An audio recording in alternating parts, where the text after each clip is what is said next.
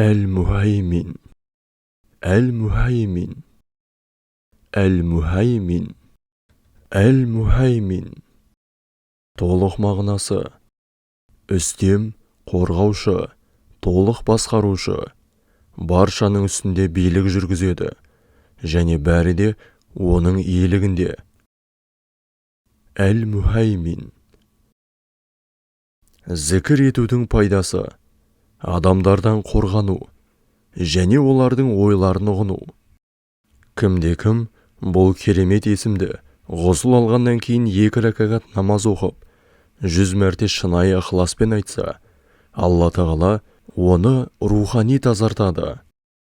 Әл-Мухаймин, Әл-Мухаймин, Әл-Мухаймин, Әл-Мухаймин. Толық басқарушы. Әл-Мухаймин, Әл-Мухаймин, Әл-Мухаймин, Әл-Мухаймин, Әл-Мухаймин, Әл-Мухаймин, Әл-Мухаймин, Әл-Мухаймин, Әл-Мухаймин, Әл-Мухаймин. Алла Тағаланың осы көркем есімін дұғаңызға жиі қосып жүріңіз.